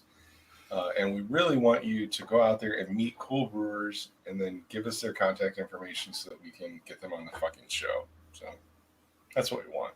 That's how you pay us. Hook us up with content. Did Brandon say something about OnlyFans? I was like just putting on my headphones. It's everybody that comments. It's mostly Drew and Matt. But It's not OnlyFans. We're starting our own. It's called Only Beards. It's all about brews and beard care. Wow. So that had some girth. And so far, Jordan, the request, if we go back through chats, the request for the OnlyFans, I think are coming this way, buddy, not you. Oh no, I'm saying that's all you, bud. Over here, I guess. Yeah, all that's. Yeah. What do you think Jason's going to do with that shirt after he wears it tonight and spills beer on it? He's going to. He's going to ship it off to the highest bidder. Yeah. All right. If somebody wants to pay for 1 year of our StreamYard, you can have this shirt. Jason will sleep in it. I'll sleep in it. Just a little bit of dribble on it, some. I won't wash it. I spilled at least one beer on it earlier. I'm pretty sure it was a Mexican lager. Ron's got an offer you can't refuse. I was gonna say, if you cast a wide enough net, somebody's gonna buy that shit, Jason. I shit you not. I know. I'm sad to say I have to stop calling myself a sad fat man and call myself a Big Daddy Bear.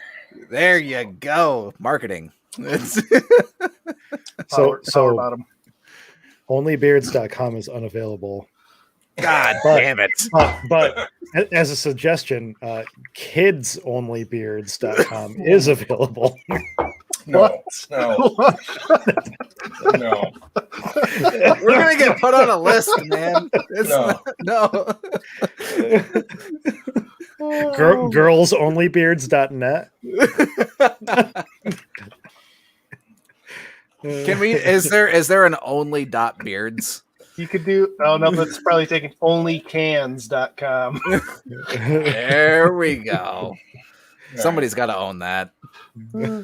So where's that banner? Where'd the topic go? Right. Disregard what all these drunk fuckers are saying. So please go and share MichiganBrews.com or no, that doesn't exist. Michigan Brews on Facebook and Michigan Brews on YouTube. And Twitch. Twitch. Ron just gave us like the perfect opportunity. He says he'll pay us not to make it OnlyFans. Hey, perfect. Perfect. This is going nowhere bad. So we are super excited. We'll be back on the 17th with Mystery Beers and our 1 year anniversary. Share the shit out of that. I cannot post that show until Monday. Facebook is a cocksucker that doesn't let me schedule more than 7 days in advance. I think we'll get a general post out on our social media to talk about it. I'll try to get that out in the next day or two. But next Monday I'll post the show, and we would love to have everybody come back. I'm going to send some emails out to some of our past guests and make sure try to get them on. But yeah, we're just going to have fun and drink in my basement bar and try mystery beers. It'll be the four of us fucking off on a Monday night. Like we don't have to work on Tuesday. OnlyFans. Basically. Are you still on that, Brandon? Only because he said fucking off on a Monday night.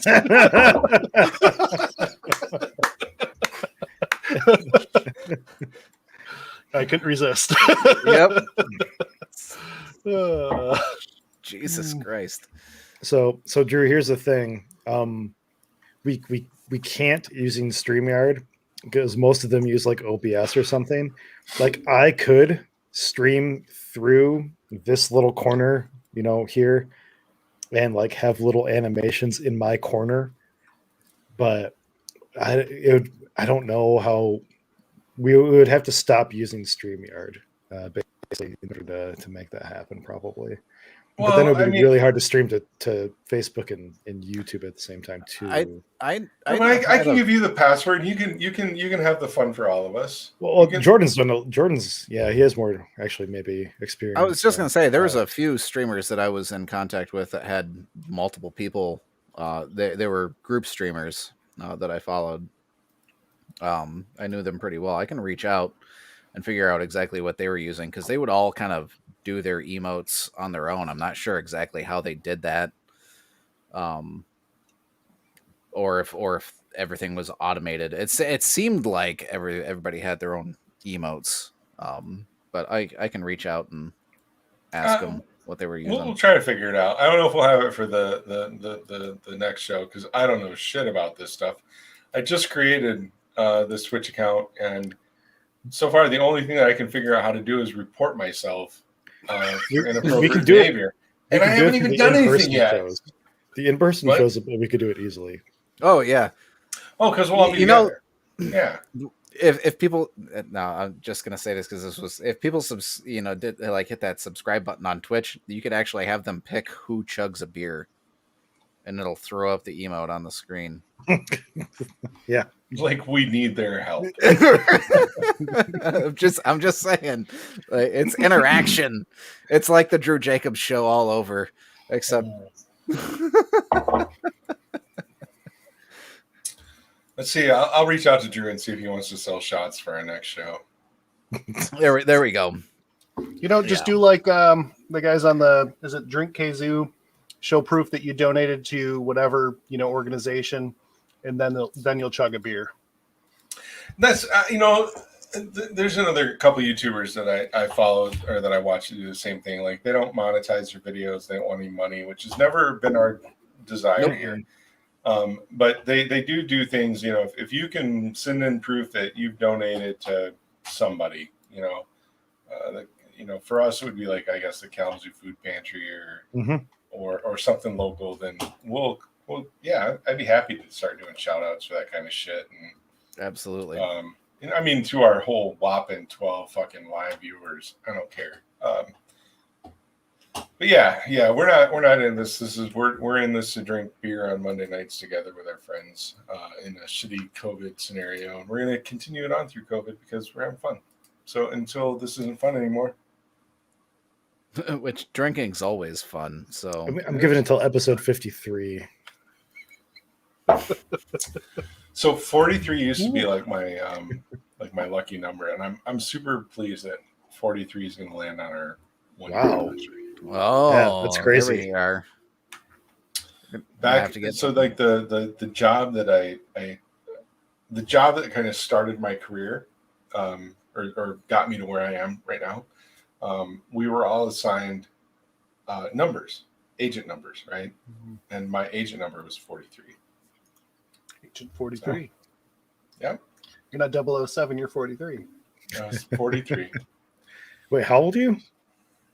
I am 43. Yeah. Oh, man. Oh, shit. Yeah, it all comes together. Yeah. I need another beer. Oh.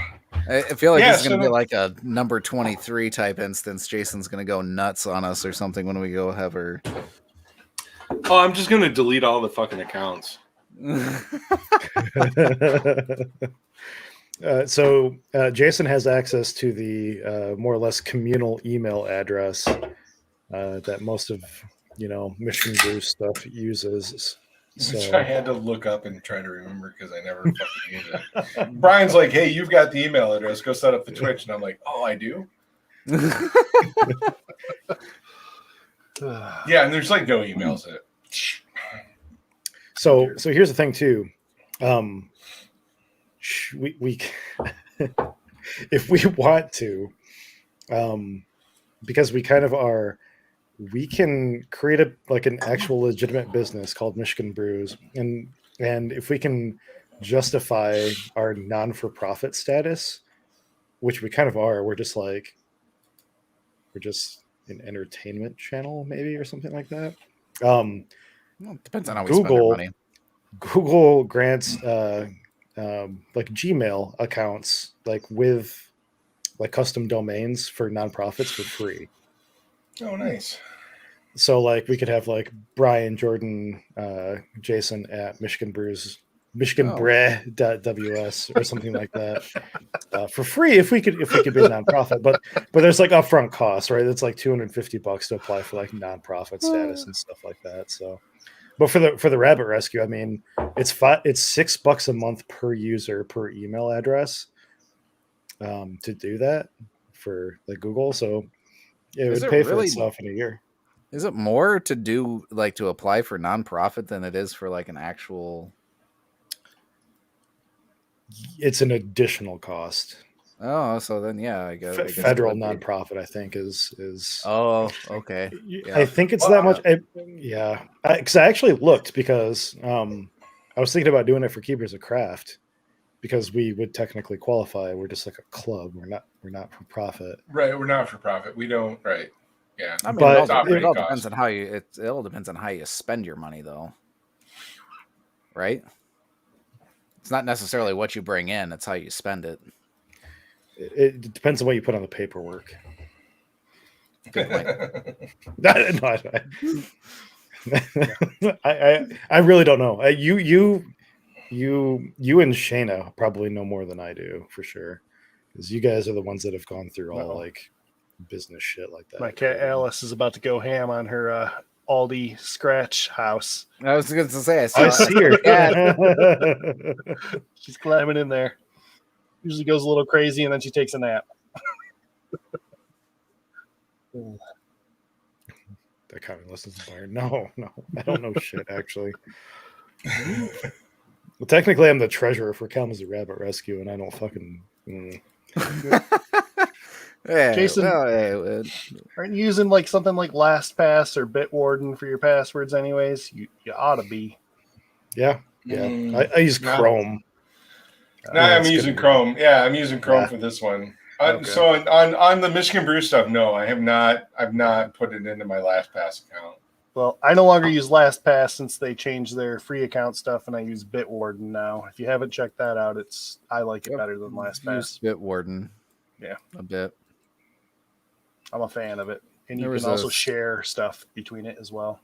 I say there was a service called Keep. I mean, I'm not super worried about anybody taking over our Chicken Brews account, so I will happily share the passwords there. But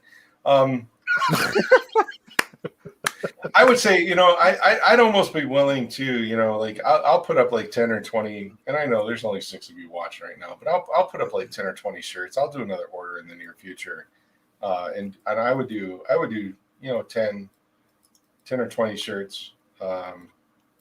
If people can prove that they donated like $50 to a local charity, I'll give you a goddamn shirt. Woo! So, we'll figure it out, and I'll post something officially in the future. Yeah. I got to reach out to my guy Kenny. Kenny makes my shirts. He hasn't charged me for my last batch. You got to charge me, Kenny. I got to pay you. But I'll get some shirts. Is that who made these?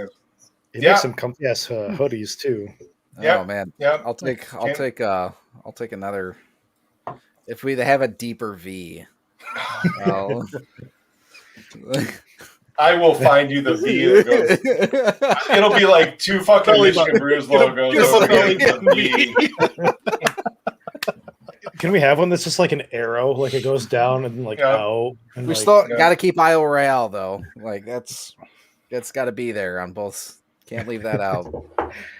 Shayna mentioned that it bugs her that the Isle Royale is there. I'm like, no, it's so cool. It's so cool. Yeah, it's perfect. Like it's our nation's most isolated national park.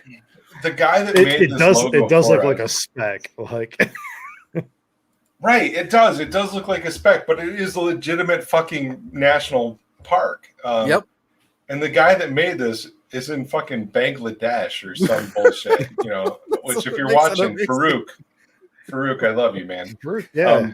I swear 90% of Michiganders don't know that's a part of Michigan. Well, no, what I was going to say is you've got like two major companies, right? Like Pepsi and somebody else recently fucked up and left the whole Upper Peninsula off of Michigan in their advertisement campaigns. And I've got some dude in fucking Bangladesh who I paid $40 for a logo for. God damn it, he remembered Isle Royale. So yeah. Yeah, it's in that one too, Brian. It's still there. I was looking. We got Mackinac Island on here too. I think. Oh right? shit, is that there? Maybe. Yeah. I don't know. Yeah, fuck, even Drummond Island. Yeah. God damn. So there you go, folks. You want your authentic Michigan Brew shirt, including all of our fucking islands. This is probably more accurate than some of the actual state maps. Like that's go donate something big to a local charity and let me know, and I'll get you a fucking t-shirt. It makes it hard to do on a small local scale. I think was our issue. If you have to like pick around all this shit, like peel off, little itty bits, it's hard to leave like a fucking PennDOT size island worth of vinyl on a shirt. Yeah. So we're a 6-pack plus in. It's been almost 2 hours. I thought tonight was going to maybe last an hour. So. Right. Enjoy your summer beers. Kids, come back and see us in 2 weeks for our anniversary show. I'm going to end this before it goes too far. Mystery beers. Mystery beers. We'll talk through the outro. Are we good? Is there anything else, Brian? I feel like I've been told before by like Shanna that I end the show too quickly. So you do. You were about to too. You don't want to go for an even 2 hours? Are you one of those guys? Do you like zero out your tip when you're at the restaurant? I used to. Yeah, I used to. I'm a simple tip guy. So about it right at the beginning of COVID, my wife made me switch all of my spending over to a credit card instead of my debit card. Before, when I used debit cards, I had to give her receipts, and I felt like I had to like zero out and make everything even. But then she was like, credit cards, and I'll just pay off your credit card. Don't ever use the debit card again. And that's made my life so much easier, and now I don't care. And now you get points. Yeah, like air miles. Yeah. Miles. That's Yep. right. I'm about to travel next week. I travel again for the first time in 14 months. Now, right before COVID started, because I travel a lot, I'm not trying to be an obnoxious asshole, but I used to travel a lot, and I bought the whole fucking Admirals Club and all that shit. And then COVID hit, and I didn't get to use any of it. No. So next Monday, I'm flying through Chicago. I'm going into the Admirals Club, which should still have an open bar, and I am drinking a fuck ton of Bloody Marys. Yeah. So, yeah. Ugh. That was what I saw at Harding's yesterday. They had canned Bloody Marys. I was like, but they came in four. If I could get one, I would have bought it. But it came in like a 4-pack, and I'm like, I'm not. My wife isn't huge on them. Did they specify whether they use Zing Zang or not? No. I don't care. I got a 4-hour layover in Chicago, and I'm going to see how many Bloody Marys I can kick back. Bloody Marys, just fucking 4 hours, man. 15 minutes a piece, easy. I'll stream it to our new Twitch channel. There we go. That's one thing I thought about doing, like potentially too, is like if any of us ever wants to like just go live and have like a particular like I'm brewing this fucking beer, like I just want to do like a 15-minute like thing about like what the fuck I'm doing, like yeah, like I think I did that for not learn how to homebrew day. Yep. Yeah, I remember that. I don't know, just like just want to make sure that everybody knows that the channel's open to do whatever they want with it. So just have your episodes. Should have done that for my first brew in like fucking 14 months or whatever. The fest beer that I have sitting out here that's still not kegged. I think I'm probably brewing on Saturday over here, Jordan, if you have nothing better to do. So Let me know. I think that's going to be Czech Pills Day. I need to brew like tomorrow or Wednesday. Cookie beer. Do your damn cookie beer. And milk brown. Yeah, I don't see how I'm going to be able to do that. My entire fucking month is taken up on the weekends. I'll try. Do you go to the office anymore? Yeah, generally 2 to 3 times a week. Oh, I see. So tomorrow or Wednesday, stop by on your way off to the office. We'll brew beer together. God damn it. There we go. All right. Brendan, bring some spit and clone over and we'll fucking call it a day. That'd be good. My wife will be super excited. All right, we hit 2 hours. All right, There we are. There's every Brandon. Cheers, everybody. Thank you for hanging out with us tonight. The 6 of you that are watching us, you're fucking idiots. I love you. We're gonna play our outro that we can talk through, and you can do your thing. Like that's right. Yeah, I'm excited for the 17th. So Yeah. 17. Thanks for the invite. That sounds like fun. Missed Yeah, it. fuck it, Brandon. You were here, and it was kind of rude of us not to invite you. So Okay. whatever.